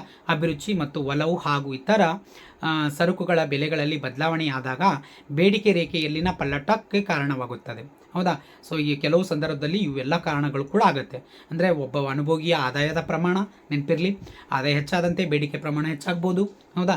ಮತ್ತು ಅವನ ಅಭಿರುಚಿ ಅಂದರೆ ಅವನಿಗೆ ಇರುವಂಥ ಟೇಸ್ಟ್, ಸೊ ಯಾವ ರೀತಿಯಾಗಿರುತ್ತೆ ಅದರ ಮೇಲೆ ಜಾಸ್ತಿ ಅದನ್ನು ಒಲವು ಪಡ್ಕೊಳ್ತಾನೆ, ಹೌದಾ. ಸೊ ಈ ಎಲ್ಲ ಕಾರಣದಿಂದಾಗಿ ವಸ್ತುವಿನ ಬೆಲೆಯಲ್ಲಿ ಬದಲಾವಣೆ ಆಯಿತು ಅಂದರೆ ಬೇಡಿಕೆ ರೇಖೆಯಲ್ಲಿ ಕೂಡ ಬದಲಾವಣೆ ಆಗುವಂಥದ್ದು, ಪಲ್ಲಟವಾಗುವಂಥ ಸಾಧ್ಯತೆಗಳು ಇರುವಂಥದ್ದು. ಸೊ ಅದು ಅಲ್ಲದೇನೂ ಕೂಡ ಕೆಲವು ಕಾರಣಗಳಿದೆ, ಅದನ್ನು ಒಂದೊಂದಾಗಿ ನಾವು ಅರ್ಥ ಮಾಡಿಕೊಂಡು ಬರೋಣ. ಸೊ ನೋಡಿ ವಿದ್ಯಾರ್ಥಿಗಳೇ, ಮೊದಲನೇದಾಗಿ ಓಕೆ. ಸೊ ಮೊದಲೇ ಪಾಯಿಂಟು ನಾನು ಎಕ್ಸ್ಪ್ಲೇನ್ ಮಾಡಬೇಕಾಗಿರೋದು ಅನುಭೋಗಿ ಆದಾಯದ ಬದಲಾವಣೆ ಆದಾಗ. ನೋಡಿ ಅನುಭೋಗಿ ಆದಾಯ ಅಂತಂದರೆ ನಿಮ್ಗೆ ಗೊತ್ತಿರಬೇಕು, ಅವನ ಆದಾಯ. ಸೊ ಇಲ್ಲಿ ಒಂದು ನಿಮಗೆ ಡೈಗ್ರಾಮಿ ನಾನು ಹಾಕಿ ತೋರಿಸ್ಬೋದು. ಸೊ ಇಲ್ಲಿ ಏನದ ಅಂತಂದರೆ ನೋಡಿ, ಈಗ ಫಾರ್ ಎಕ್ಸಾಂಪಲ್ಸು ನಾವು ಹೇಳಬೇಕಂತಂದರೆ ಇದು ಅದೇ ಡಿಮ್ಯಾಂಡ್ ರೇಖೆ ಹಿಂಗೆ ಬರಲ್ಲ, ಬಟ್ ಆದರೂ ಕೂಡ ನಿಮಗೆ ಬೇಸಿಕ್ ನಾನು ಹೇಳಬೇಕಾಗಿದೆ, ಅದಕ್ಕೂ ಹೇಳ್ತಾ ಇದ್ದೀನಿ. ವಾಯ್ ಅಂತ ಅಂದ್ಕೊಳ್ಳೋಣ, ಇನ್ಕಮ್, ಹೌದಾ. ಮೇಲ್ಗಡೆ ವಾಯ್ ಅಂದರೆ ಆದಾಯ ಮೇಲ್ಗಡೆ ಹಾಕಿದ್ದೀನಿ, ಓ ವಾಯ್ ಇಲ್ಲಿ ಲಂಬಾಕ್ಷ ಮೇಲೆ ಈ ವಾಯ್ ಅಂತ ಅಂದ್ಕೊಳ್ಳೋಣ, ಓಕೆ. ವಾಯ್ ಅಂದರೆ ಆದಾಯ, ಓಕೆ. ನೆಕ್ಸ್ಟ್ ಇದು ಎಕ್ಸ್ ಆಗಿರಲಿ, ಓ ಎಕ್ಸ್. ಸೊ ಇಲ್ಲಿ ಕೆಳಗಡೆ ನಾವು ಏನು ಮಾಡ್ಕೊಳ್ಳೋಣ ಅಂತಂದರೆ ಆ ಒಂದು ಅನುಭೋಗಿಯ ಏನಂತ ಕರಿತಾ ಇದ್ದೀವಿ, ಪ್ರಮಾಣ ಅಂತ ಹೇಳಿ ಕರಿತಾ ಇದ್ದೀವಿ. ಒಂದು ನಿಮಿಷ ಸ್ನೇಹಿತರೆ, ಸ್ವಲ್ಪ ಡಿಸ್ಟರ್ಬ್ ಆಗುವಂಥ ಸಾಧ್ಯತೆಗಳಿದೆ, ಓಕೆ. ಹಾಂ. ಸೊ ಇಲ್ಲಿ ಓ ವೈ ಅನ್ನುವಂಥದ್ದು ಆದಾಯ ಪ್ರಮಾಣ ಅಂತ ಅಂದ್ಕೊಳ್ಳೋಣ. ಸೊ ಇಲ್ಲಿ ಕ್ಯೂ ಅಂತ ಹೇಳಿದರೆ ಏನಾಗ್ತದೆ, ಕ್ವಾಂಟಿಟಿ, ಸೊ ಬೇಡಿಕೆ ಪ್ರಮಾಣ ಆಗುತ್ತೆ, ಹೌದಾ. ಒಂದು ವೇಳೆ ಆದಾಯ ಪ್ರಮಾಣ ಏನಾದರೂ ಮತ್ತೆ ಹೆಚ್ಚಿಗೆ ಆಯ್ತು ಅಂತ ಇಟ್ಕೊಳ್ಳಿ, ಸೊ ಇಲ್ಲಿ ವೈ 1 ಅಂತ ನಾವು ತೆಗೆದುಕೊಂಡ್ರೆ ಸೊ ಇಲ್ಲಿ ಏನಾಗ್ತದೆ, ಕ್ವಾಂಟಿಟಿ ಕೂಡ ಎಕ್ಸ್ಟೆಂಡ್ ಆಗ್ತಾ ಇದೆ ನೋಡಿ. ಸೊ ಒಂದು ಹೆಚ್ಚಾದರೆ ಇನ್ನೊಂದು ಹೆಚ್ಚಾಗ್ತಾ ಇದೆ, ಇದು ಆದಾಯ ಮೇಲೆ ನಿಂತ್ಕೊಂಡಿರುವಂಥದ್ದು, ಹೌದಾ. ಇದು ಎಲ್ಲಿ ಆಗುತ್ತೆ ಅಂತಂದರೆ ಸಾಮಾನ್ಯ ಸರಕಿನಲ್ಲಿ ಆಗಿರುವಂಥ ಪ್ರೊಸೀಜರ್, ಹೌದಾ. ಹಾಗಾದರೆ ನಿಮ್ಗೆ ಅನಿಸ್ಬೋದು ಏನಂತಂದರೆ ಇದು ಪೂರೈಕೆ ರೇಖೆ ಥರನೇ ಇದೆಯಲ್ಲ, ಹೌದು, ಪೂರೈಕೆ ರೇಖೆ ಥರನೇ. ಒಂದು ವೇಳೆ ಬೆಲೆ ಏನಾದರೂ ನಾವು ಓ ವೈ ಮೇಲೆ ಅಳೆದೀವಿ ಅಂದರೆ, ಸೊ ಇಲ್ಲಿ ಕೆಳಗಡೆ ಡಿಮ್ಯಾಂಡ್ ಕ್ವಾಂಟಿಟೀಸ್ಗಳನ್ನು ಅಳತೆ ಮಾಡಿದೀವಿ ಅಂದರೆ ಅವಾಗ ಏನಾಗುತ್ತೆ, ಎಡದಿಂದ ಬಲಕ್ಕೆ ಇಳಿಮುಖವಾಗುತ್ತೆ, ಆದಾಯದ ಪ್ರಮಾಣ ಏನು ಮಾಡ್ತಾ ಇದ್ದೀವಿ, OY ಮೇಲೆ ಹಾಕ್ತಾ ಇದ್ದೀವಿ, ಕೆಳಗಡೆ ಡಿಮ್ಯಾಂಡನ್ನು ಕ್ವಾಂಟಿಟಿಯನ್ನು ತೋರಿಸ್ತಾ ಇದ್ದೀವಿ. ಹಾಗಾಗಿ ಸೊ ಇದು ಏನಾಗ್ತದೆ, DD ರೇಖೆಗೆ ಎಡದಿಂದ ಬಲಕ್ಕೆ ಏರ್ಮುಖವಾಗಿ ಕಾಣುವಂಥದ್ದು. ಇದು ಪೂರೈಕೆ ರೇಖೆಗೆ ಸೇಮ್ ಕಾಣ್ತಾ ಇದೆ. ಹೌದಾ, ಪೂರೈಕೆ ರೇಖೆನೂ ಹಾಗೆ ಕಾಣ್ತಾ ಇದೆ. ಅದಕ್ಕೋಸ್ಕರ ಹೇಳ್ತಾ ಇದ್ದೀನಿ, ಇದು ಎಲ್ಲಿ ನಡೀತಾ ಇದೆ ಅಂದರೆ ಕೇವಲ ಸಾಮಾನ್ಯ ಸರಕುಗಳಲ್ಲಿ ಆಗುವಂಥ ಒಂದು ಬದಲಾವಣೆ. ಅನುಭೋಗಿ ಆದಾಯ ಹೆಚ್ಚಾಯಿತು ಅಂದರೆ ಅದಕ್ಕೆ ಉದಾಹರಣೆ ನಿಮ್ಗೆ ಗೊತ್ತಿದೆ, ಆಹಾರ ಪದಾರ್ಥಗಳಾಗಿರ್ಬೋದು, ದಿನಸಿ ವಸ್ತುಗಳಾದಂಥ ಹಾಲು, ಮೊಟ್ಟೆ, ರವೆ. ಹೌದಾ, ರವೆ ಅಂದರೆ ರವಾ. ಹೌದಾ, ಸೊ ಇವೆಲ್ಲಗಳಿಂದಾಗಿ ಸೊ ಏನಾಗ್ತಾ ಇದೆ ಅಂದರೆ ಹೆಚ್ಚೆಚ್ಚು ವಸ್ತುಗಳನ್ನು ತರಬೇಕು, ತಂದು ನಾವು ಅದನ್ನು ಅನುಭೋಗಿಸಬೇಕು ಅನ್ನುವಂಥ ಒಂದು ಮನೋಭಾವನೆ ವಿದ್ಯಾರ್ಥಿಗಳೇ. ಹಾಗಾಗಿ ಇದು ಸಾಮಾನ್ಯ ಸರಕಿನಲ್ಲಿ ಆಗುವಂಥ ಒಂದು ಬದಲಾವಣೆ. ನೋಡೋಣ ವಿದ್ಯಾರ್ಥಿಗಳೇ ಇಲ್ಲಿ ಏನಿದೆ ಅಂತ. ಓಕೆ ನೋಡಿ, ಅನುಭೋಗಿ ಆದಾಯ. ಹೌದಾ, ಆದಾಯದಲ್ಲಾದಾಗ ಸಾಮಾನ್ಯ ಸರಕುಗಳಿಗೆ ಬೇಡಿಕೆ ರೇಖೆಯು ಬಲಭಾಗಕ್ಕೆ ಹಾಗೂ ಸೊ ಕೆಳದರ್ಜೆ ಸರಕುಗಳಿಗೆ ಬೇಡಿಕೆ ರೇಖೆಯು ಎಡಭಾಗಕ್ಕೆ ಪಲ್ಲಟಗೊಳ್ಳುತ್ತದೆ. ಆಲ್ರೆಡಿ ನಿಮ್ಗೆ ಕ್ಲಿಯರ್ ಮಾಡಿದ್ದೀನಿ. ಹೌದಾ, ಸಾಮಾನ್ಯ ಸರಕುಗಳು ಏನಾಗುತ್ತೆ, ಎಡದಿಂದ ಬಲಕ್ಕೆ ಶಿಫ್ಟ್ ಆಗುತ್ತೆ. ಸೊ ಪೂರೈಕೆ ರೇಖೆ ಆಲ್ರೆಡಿ ಮೇಲಿದ್ದಿದ್ದು ಕೆಳಗಡೆ ಬರುವಂಥ ಸಾಧ್ಯತೆ ಇರುತ್ತೆ. ಹಾಗಾಗಿ ಎಡದಿಂದ ಅದೇನಾಗ್ತಾ ಇದೆ, ಬಲಭಾಗಕ್ಕೆ ಎಡಗಡೆಗೆ ಪಲ್ಲಟಗೊಳ್ಳುತ್ತೆ. ಯಾವುದು, ಕೆಳದರ್ಜೆ ಸರಕುಗಳು. ಕೆಳದರ್ಜೆ ಸರಕುಗಳು ಆಲ್ರೆಡಿ ನಿಮ್ಗೆ ಹೇಳಿದ್ದೀನಿ. ಹೌದಾ, ಸೊ ಫಿಂಗರ್ ಮಿಲ್ಟ್ಸು, ಫಾಕ್ಸ್ ಸ್ಟೈಲು, ಕೋಡೋ ಮಿಲ್ಟ್ಸು ಅಂತೇಳಿ ನಾವು ಕರಿತಾ ಇದ್ದೀವಿ, ರಾಗಿ, ಸಜ್ಜಿ, ನವಣೆ, ಇವೆಲ್ಲ ಆರ್ಕ, ಇವೆಲ್ಲನೂ ಕೂಡ ಕೆಳದರ್ಜೆ ಸರಕುಗಳಾಗಿವೆ. ಹೌದಾ, ಅದಾದ ನಂತರ ನೆಕ್ಸ್ಟು ಬದಲಿ ಸರಕಿನ ಸೊ ಬೆಲೆಯಲ್ಲಿನ ಏರಿಕೆಗೆ ಉಂಟಾದಾಗ ನೋಡಿ, ಇದು 2ನೇ ಪಾಯಿಂಟ್. ಬದಲಿ ಸರಕು. ಬದಲಿ ಸರಕು ಅಂತಂದರೆ ಏನು, ಸೊ ನಿಮ್ಗೆ ಗೊತ್ತಿರಬೇಕು ವಿದ್ಯಾರ್ಥಿಗಳೇ. ಸೊ ಒಂದು ವಸ್ತುವನ್ನು ಹೆಚ್ಚಾಗಿದೆ ಅಂತಂದರೆ, ರೇಟ್ ಹೆಚ್ಚಾಗಿದೆ ಅಂದರೆ ಇನ್ನೊಂದು ವಸ್ತುವಾಗಿ ನಾವು ತೆಗೆದುಕೊಳ್ಳುವಂಥ ಒಂದು ಪ್ರೊಸೀಜರ್. ಉದಾಹರಣೆಗೆ ಹೇಳಬೇಕಂದ್ರೆ ಯಾವುದು ಅಂದರೆ ಟೊಮಾಟೊ ಮತ್ತು ಇನ್ನೊಂದು ಯಾವುದು ಅಂದರೆ ಹುಣಸೆಹಣ್ಣು. ಹೌದಾ, ಎರಡೂ ನಾವು ಎಕ್ಸಾಂಪಲನ್ನು ತೆಗೆದುಕೊಳ್ಬೋದು ಸೂಕ್ತವಾಗಿ. ಹೇಗೆ ಅಂತಂದರೆ, ಈಗ ಒಂದು ವೇಳೆ ಮಾರುಕಟ್ಟೆಯಲ್ಲಿ ಸೊ ಲೈಕ್ ಏನಂತಂದರೆ ಟೊಮಾಟೊ ರೇಟ್ ಹೆಚ್ಚಾದರೆ ಸೊ ಅವಾಗ ನಾವೇನು ಮಾಡ್ತಾಯಿದ್ದೀವಿ, ಹುಣಸೆ ಹಣ್ಣನ್ನು ತಂದು ಅದರಿಂದ ನಾವು ಕೆಲಸಗಳನ್ನು ಮಾಡ್ಕೊಂಡು ಬಿಡ್ತೀವಿ. ಹೌದಾ, ಸೊ ಈ ಥರ ಸುಮಾರು ವೆರೈಟಿ ಆಫ್ ಗೂಡ್ಸ್ನ ನಿಮಗೆ ಎಕ್ಸಾಂಪಲ್ ಕೊಡ್ಬೋದು. ಉದಾಹರಣೆ ಹೇಳಬೇಕಾದ್ರೆ ಚಹಾ ಮತ್ತು ಕಾಫಿ. ಹೌದಾ, ಸೊ ಚಾದಲ್ಲಿ ಯಾವುದಾದ್ರೂ ಒಂದು ಬೆಲೆ ಹೆಚ್ಚಾಯಿತು ಅಂದರೆ ನಾವು ಕಾಫಿಗೆ ಶಿಫ್ಟ್ ಆಗುವಂಥ ಸಾಧ್ಯತೆ ಇರುತ್ತೆ. ಸಾಮಾನ್ಯವಾಗಿ ಚಹಾ ಮತ್ತು ಕಾಫಿ ಎರಡೂ ಕೂಡ ಏನಾಗಿರ್ತಾವ, ಸೊ ಒಂದೇ ಬೆಲೆಯಲ್ಲಿ ಇರುವಂಥದ್ದು ಹೆಚ್ಚು ಕಡಿಮೆ. ಸೊ 10 ರೂಪಾಯಿ ಟೀ ಇದ್ದರೆ ಸೊ 15 ರೂಪಾಯಿ ಕಾಫಿ ಇರುವಂಥದ್ದು. ಹೌದಾ, ಸೊ ಒಂದು ವೇಳೆ ಏನಾಗ್ತದೆ, ಕಾಫಿಗೂ ಮತ್ತು ಏನಂತೀರಾ, ಸೊ ಟೀಗೂ ಕೂಡ ಸೇಮ್ ಇತ್ತು ಅಂತಂದರೆ ಅವಾಗ ಏನಾಗುತ್ತೆ ಅಂತಂದರೆ ನೀವು ಕಾಫಿನೇ ಕುಡಿಯೋಕ್ಕೆ ಇಷ್ಟಪಡ್ತೀರಿ. ಹೌದಾ, ಆ ಥರ. ಸೊ ಅಂಥ ಒಂದು ಬದಲಾವಣೆ ಆಗುವಂಥ ವಸ್ತುಗಳು ಅದು ಏನಾಗ್ತದೆ, ಬದಲಿ ವಸ್ತುಗಳು ಅಂತ. ಓಕೆ, ಸೊ ಬದಲಿ ವಸ್ತುಗಳು. ಈ ಕಾರಣದಿಂದಾಗಿ ಬೇಡಿಕೆ ರೇಖೆ ಏನಾಗ್ತದೆ, ಬಲಭಾಗಕ್ಕೆ ಪಲ್ಲಟಗೊಳ್ಳುತ್ತೆ. ಹೌದಾ, ಬಲಭಾಗಕ್ಕೆ ಪಲ್ಲಟಗೊಳ್ಳುವಂಥದ್ದು. ಇದು 4 ಅಂಕದ ಪ್ರಶ್ನೆಯಲ್ಲಿ ಬರುತ್ತೆ. ಸೊ ಅಲ್ಲಿ ನಿಮಗೆ ಡೀಟೇಲ್ಸ್ ಆಗಿ ನಿಮಗೆ ಆಲ್ರೆಡಿ ಎಕ್ಸ್ಪ್ಲೇನ್ ಮಾಡಿದ್ದೀನಿ ನಾನು, ಅಲ್ಲಿ ನೋಡ್ಕೊಳ್ಳಿ ನೀವು ಬೇಕಾದರೆ. ಅಲ್ಲಿ ಕೂಡ ಇದೇ ಹೇಳಿದ್ದೀನಿ. ಅದಾದ ನಂತರ ಪೂರಕ ಸರಕುಗಳು. ಅಲ್ಲಿಗೆ ಪೂರಕ ಸರಕುಗಳು ಅಂತಂತಂದರೆ ಸೊ ಅದಕ್ಕೆ ಏನಂತಂದರೆ ಕಾಂಪ್ಲಿಮೆಂಟ್ ಗೂಡ್ಸ್ ಅಂತ ಕರಿತಾ ಇದ್ದೀವಿ. ಇದಕ್ಕೆ ಉದಾಹರಣೆ ತೆಗೆದುಕೊಳ್ಬೇಕಂದ್ರೆ ಪೆನ್ ಆ್ಯಂಡ್ ಇಂಕ್ ಅಂತ. ಹೌದಾ, ಪೆನ್ನು ಮತ್ತು ಶಾಯಿ ಅಂತ. ಈಗ ಈ ಪೆನ್ ಆ್ಯಂಡ್ ಶಾಯಿ ನೋಡಿರಿ, ಸೊ ಪೆನ್ ಇದೆ ಆದರೆ ಒಳಗಡೆ ಇಂಕ್ ಇಲ್ಲ ಅಂದರೆ ಅದಕ್ಕೆ ವ್ಯಾಲ್ಯೂ ಇಲ್ಲ. ಹೌದಾ, ಹಾಗಾದರೆ ಮತ್ತು ಬೂಟು ಮತ್ತು ಸಾಕ್ಸ್ ಅಂತ ಕರಿತಾ ಇದ್ದೀವಿ. ಹೌದಾ, ಶೂಸ್ ಆ್ಯಂಡ್ ಸಾಕ್ಸ್ ಅಂತ ಕರಿತಾ ಇದ್ದೀವಿ. ಅಂದರೆ ಸೊ ಬೂಟ್ ಇದೆ ಒಳಗಡೆ ಸಾಕ್ಸ್ ಇಲ್ಲ ಅಂತಂದರೆ ಅದಕ್ಕೆ ಅರ್ಥ ಬರುವುದಿಲ್ಲ. ಹಾಗಾಗಿ ಸುಮಾರು ನೀವು ಎಕ್ಸಾಂಪಲ್ಸ್ಗಳನ್ನು ನೀವೇ ರೆಡಿ ಮಾಡ್ಬೋದು ವಿದ್ಯಾರ್ಥಿಗಳೇ. ಒಂದು ವಸ್ತು ಇದೆ, ಇನ್ನೊಂದು ವಸ್ತು ಇಲ್ಲ ಅಂತಂದರೆ ಸೊ ಅದು ನಡೆಯುವುದಿಲ್ಲ. ಅದೇನು ಮಾಡಬೇಕು, ಸೊ ಕನ್ಸ್ಯೂಮರ್ ಏನಾಗಿದ್ದಾನೆ, ಅನುಭೋಗಿ ಏನಿದ್ದಾನೆ, ಅದು ಜೊತೆಗಾಗಿ ಅದನ್ನು ಅನುಭವಿಸ್ಬೇಕಾಗತ್ತೆ. ಒಂದು ವಸ್ತು ಇದೆ, ಅದು ಜೊತೆಯಾಗಿಯೇ ಅದು ತೆಗೆದುಕೊಳ್ಬೇಕಾಗತ್ತೆ. ಅಂಥ ಒಂದು ವಸ್ತುಗಳಿಗೆ ನಾವೇನು ಕರಿತಾ ಇದ್ದೀವಿ, ಪೂರಕ ಸರಕುಗಳು ಅಂತೇಳಿ ನಾವು ಅದನ್ನು ಕರಿಬೇಕಾಗತ್ತೆ. ಒಂದು ವೇಳೆ ಪೂರಕ ಸರಕು ಬೆಲೆಯಲ್ಲಿ ಬದಲಾವಣೆ ಆಯ್ತಂದರೆ ಅವಾಗ ಏನಾಗುತ್ತೆ, ಬೇಡಿಕೆ ರೇಖೆ ಸೊ ಎಡಭಾಗಕ್ಕೆ ಪಲ್ಲಟಗೊಳ್ಳುವಂಥ ಸಾಧ್ಯತೆ ಇರುವಂಥದ್ದು. ಸೊ ಅದಾದ ನಂತರ ನೆಕ್ಸ್ಟ್ ನೋಡಿ ವಿದ್ಯಾರ್ಥಿಗಳೇ, ಯಾವುದು ಅಂತಂದರೆ ಲಾಸ್ಟ್ ಪಾಯಿಂಟ್ ಇದೆ. ಒಂದು ಸರಕಿನ ಪರವಾಗಿ ಅನುಭೋಗಿ ಅಭಿರುಚಿ ಆದ್ಯತೆಗಳು. ಆದ್ಯತೆ ಅಂದರೆ ಅವನ ಆಯ್ಕೆಗಳು, ಅವನ ಒಲವು ಆಗಿರ್ಬೋದು ಅದು. ಹೌದಾ, ಸೊ ಆದ್ಯತೆಗಳು ಬದಲಾವಣೆ ಆದರೆ ಹೌದಾ, ಬೇಡಿಕೆ ರೇಖೆಯು ಸೊ ಬಲಭಾಗಕ್ಕೆ ಪಲ್ಲಟಗೊಳ್ಳುವಂಥ ಸಾಧ್ಯತೆ. ಸೊ ಬಲಭಾಗಕ್ಕೆ ಯಾಕೆ ಪಲ್ಲಟಗೊಳ್ಳುತ್ತೆ ಅಂತಂದರೆ ಸೊ ಆಲ್ರೆಡಿ ಇಲ್ಲಿ ಇರೋದು ಮುಂದ್ಗಡೆ ಅದು ಶಿಫ್ಟ್ ಆಗುತ್ತೆ. ಸೊ ಬೇಡಿಕೆ ಹೆಚ್ಚಾಗುವಂಥ ಸಾಧ್ಯತೆ ಇರುತ್ತೆ. ಅದಕ್ಕೆ ಉದಾಹರಣೆ ತೆಗೆದುಕೊಳ್ಬೇಕಾದ್ರೆ ನಾ ಹೇಳೋದಲ್ಲ, ಬೇಸಿಗೆ ಕಾಲದಲ್ಲಿ ಇರುವಂಥ ಒಂದು ಸೊ ಕೆಲವು ತಂಪು ಪಾನೀಯ ಸರಕುಗಳು. ಸೊ ಅದು ರೇಟ್ ಹೆಚ್ಚಾದರೂ ಕೂಡ ನಾವು ಅದನ್ನು ಬಳಸಬೇಕು ಅನ್ನುವಂಥ ಒಂದು ಮನೋಭಾವನೆ.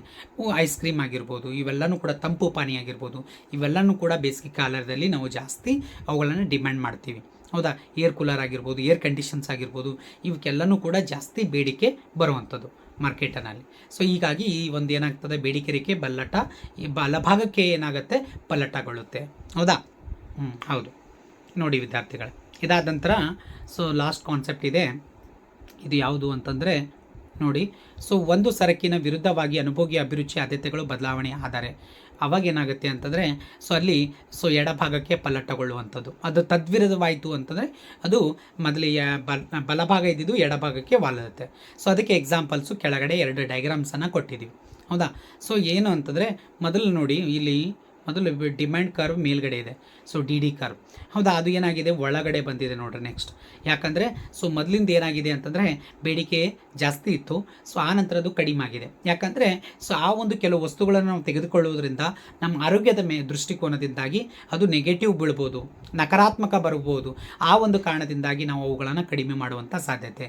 ಅದಕ್ಕೆ ಅದು ಬೇಡಿಕೆ ಏನಾಗುತ್ತೆ ಅಂದರೆ ಸೊ ಎಡದಿಂದ ಬಲಕ್ಕೆ ಏನಾಗುತ್ತೆ ಅಂದರೆ ಒಳಗಡೆ ಬರುವಂಥ ಸಾಧ್ಯತೆ ಇದೆ. ಹಾಗಾಗಿ ಅದಕ್ಕೆ ನಾವು ಬೇಡಿಕೆ ರೇಖೆ ಎಡಭಾಗಕ್ಕೆ ಪಲ್ಲಟಗೊಳ್ಳುತ್ತೆ ಅಂತೇಳಿ ನಾವು ಅದನ್ನು ಎಕ್ಸ್ಪ್ಲೇನ್ ಮಾಡಬೇಕಾಗತ್ತೆ, ನೆನಪಿರಲಿ. ಅದೇ ಥರ ಎರಡನೇ ಒಂದು ಡಯಾಗ್ರಾಮ್ನಲ್ಲಿ ನೋಡಿ ವಿದ್ಯಾರ್ಥಿಗಳೇ, ಮೊದಲ ರೇಖೆ ಏನಿದೆ ಅಂತಂದರೆ ಕೆಳಗಡೆ ಇಲ್ಲಿದೆ. ಹೌದಾ? D curve. ಸೊ ಇದು ಏನಾಗಿದೆ, ಮೇಲ್ಗಡೆ ಇರುವಂಥದ್ದು ಇನ್ನೊಂದು ಕರ್ವ್ ಇದೆ, ಇದು ಪಲ್ಲಟಗೊಳ್ತಾ ಇದೆ. ಹೌದಾ? ಸೊ ಅವಾಗ ಅದು ಏನಾಗ್ತದೆ, ಬೇಡಿಕೆ ರೇಖೆ ಬಲಭಾಗಕ್ಕೆ ಪಲ್ಲಟಗೊಳ್ಳುತ್ತೆ. ಸೊ ಎರಡೂ ಸನ್ನಿವೇಶಗಳು ನಡೆಯುವಂಥ ಒಂದು ಪ್ರೊಸೀಜರ್ ಇದೆ ವಿದ್ಯಾರ್ಥಿಗಳೇ. ಹೌದಾ? ಆ ಪ್ರೊಸೀಜರಿಂದ ನಮ್ಗೆ ಸೊ ಏನಾಗುತ್ತೆ ಅಂದರೆ ಕಾನ್ಸೆಪ್ಟ್ಗಳು ಕ್ಲಿಯರ್ ಆಗುತ್ತೆ. ಸೊ ಇಷ್ಟು ಈ ಒಂದು 6 ಅಂಕದ ಪ್ರಶ್ನೆ ಇದೆ. ಬಟ್ ಈ 6 ಅಂಕದ ಪ್ರಶ್ನೆ ಸೊ ಜಾಸ್ತಿ ಸಲ ಎಕ್ಸಾಮಿಗೆ ನಮ್ಗೆ ಬಂದಿರುವುದಿಲ್ಲ, ಆದರೂ ಕೂಡ ಬರ್ಬೋದು ಅನ್ನುವಂಥ ಒಂದು ಹಿನ್ನೆಲೆಯಲ್ಲಿ ನಾ ಈ ಒಂದು ಪ್ರಶ್ನೆಯನ್ನು ನಿಮಗೆ ಚರ್ಚೆ ಮಾಡ್ತಾ ಇದ್ದೀನಿ. ಬಟ್ ನಾ ಈ ವಿಡಿಯೋದಲ್ಲಿ ನಿಮಗೆ ಹೇಳಿರೋದು 2 ಅಂಕದ ಪ್ರಶ್ನೆಗಳು ಭಾಳಷ್ಟು ನಿಮಗೆ ಬರುವಂಥ ಸಾಧ್ಯತೆಗಳಿದೆ. ಇದರಲ್ಲಿ 3 ಪ್ರಶ್ನೆಗಳು ನಾನು ಕವರ್ ಮಾಡ್ಕೊಂಡಿದ್ದೀನಿ. ಹೌದಾ? ಪೂರಕ ಸರಕುಗಳು ಮತ್ತು ಬದಲಿ ಸರಕುಗಳ ನಡುವಿನ ವ್ಯತ್ಯಾಸ, ಮತ್ತು ಇನ್ನೊಂದು ಏನಂತಂದರೆ ಸಾಮಾನ್ಯ ಸರಕುಗಳು ಮತ್ತು ಕೆಳದರ್ಜೆ ಸರಕುಗಳು, ಅದನ್ನು ಕೂಡ ಕವರ್ ಮಾಡಿದ್ದೀನಿ. ಅದಾದ ನಂತರ ಇನ್ನೊಂದು ಪ್ರಶ್ನೆ ನಿಮಗೆ ಕವರ್ ಮಾಡಿದ್ದೀನಿ, ಬೇಡಿಕೆ ನಿಯಮ. ಹೌದಾ? ಈ 3 ಪ್ರಶ್ನೆಗಳು ಏನಾಗಿದೆ, ಬೇಡಿಕೆ ನಿಯಮ 2 ಮಾರ್ಕ್ಸಿಗಿರುವಂಥದ್ದು. ಸೊ ಇಲ್ಲಿ ಪೂರಕ ಸರಕು ಬದಲಿ ಸರಕುಗಳು 4 ಮಾರ್ಕ್ಸಿಗಿರೋದು. ಮತ್ತು ಇನ್ನೊಂದು ಯಾವುದು ಅಂತಂದರೆ ಸಾಮಾನ್ಯ ಸರಕು ಮತ್ತು ಕೆಳದರ್ಜೆ ಸರಕುಗಳು 4 ಅಂಕದು. ಹೌದಾ? 4 + 4 8, ಆಮೇಲೆ ಸೊ 2 = 10 ಅಂಕದ ಪ್ರಶ್ನೆ ಇಲ್ಲಿ ನಿಮಗೆ ಕವರ್ ಮಾಡಿದ್ದೀನಿ ವಿದ್ಯಾರ್ಥಿಗಳೇ, ನೆನಪಿರಲಿ ನಿಮ್ಗೆ. ಹೌದಾ? ಸೊ 6 ಅಂಕದ ಆಲ್ರೆಡಿ ಇದು ಕ್ಲಿಯರ್ ಆಯಿತು. ಸೊ ಬಂದರೆ ಇದು ಬರೀರಿ, ಒಂದು ವೇಳೆ ಬಂದಿಲ್ಲ ಅಂದ್ರೂ ಕೂಡ ಇದು ವೇಸ್ಟ್ ಆಗುವುದಿಲ್ಲ ನಿಮಗೆ. ಸೊ ಇದು ಖಂಡಿತವಾಗ್ಲೂ ನಿಮಗೇನಾಗುತ್ತೆ, ಎಕ್ಸಾಮಿಗೆ ಪಾಯಿಂಟ್ ಆಫ್ ಆಗುತ್ತೆ. ಸೊ ಅದಕ್ಕೋಸ್ಕರ ದಯವಿಟ್ಟು ನನ್ನ ವೀಡಿಯೋಗಳನ್ನು ಸ್ಕಿಪ್ ಮಾಡದೆ ಸೊ ಪೂರ್ತಿಯಾಗಿ ನೋಡಿ ವಿದ್ಯಾರ್ಥಿಗಳೇ. ಸೊ ನೋಡಿ, ಸೊ ಅದನ್ನು ಎಲ್ಲರಿಗೂ ಕೂಡ ಫಾರ್ವರ್ಡ್ ಮಾಡೋದ್ರಿಂದ ನಿಮಗೇನಾಗುತ್ತೆ ಅಂದರೆ ಸೊ ಭಾಳಷ್ಟು ಹೆಲ್ಪ್ಗಳಾಗುತ್ತೆ. ಆಮೇಲೆ ಸಬ್ಸ್ಕ್ರೈಬ್ ಆಗಿರಿ. ಹೌದಾ? ಸೊ ದಯವಿಟ್ಟು ಫುಲ್ ವೀಡಿಯೋಗಳನ್ನು ವಾಚ್ ಮಾಡಿ ವಿದ್ಯಾರ್ಥಿಗಳೇ. Thank you everyone.